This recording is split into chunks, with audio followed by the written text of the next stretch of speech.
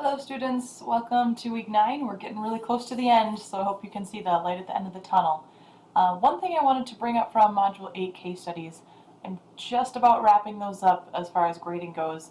If you turned yours in at the very end near the deadline, or if it was a little bit late, I won't have that done until probably tomorrow morning. And then just general guidelines. Keep in mind that your instructors have 5 full days after your submission date to get those back to you. So I try to do it much earlier than that if possible, but sometimes I do end up waiting until that Friday just because of the incredible amount of reading that comes into play with this class as well as my others. Alright, so be patient with me. But with Module 8, a lot of students missed this part about the Parkinson's disorder regarding the substantia nigra. So in, I think it was question 3, it asks for a specific part of the CNS that's involved. And while the brain itself can be involved in a lot of ways, and a lot of these different lobes can be affected, the part that stands out for Parkinson's disease is the substantia nigra.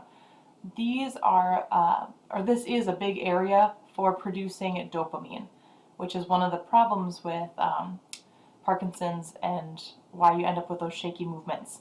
This area is in control of that. A couple different ways to see that is from the bottom. You can see it's right in the center.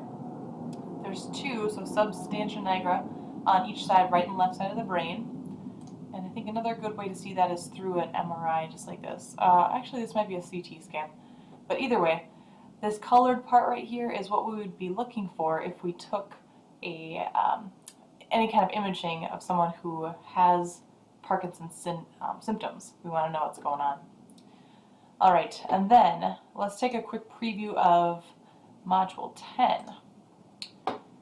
Alright, so you see the documents in Module 9.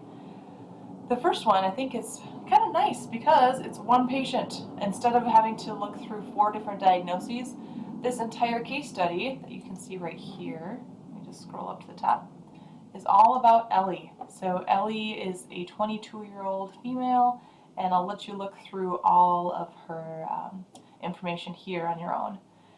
One other note for this week, when you click on the case study questions, I'm not sure why this happens. It's something about the weird format of this document.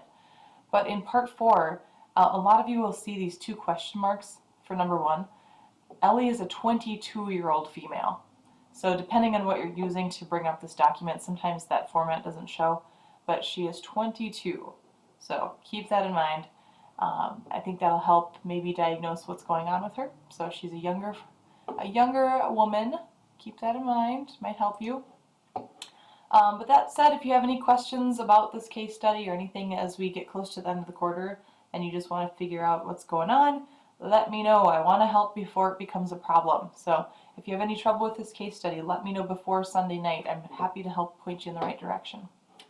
Alright guys, let me know if you have any other issues, but I will talk to you probably next week. Have a good one.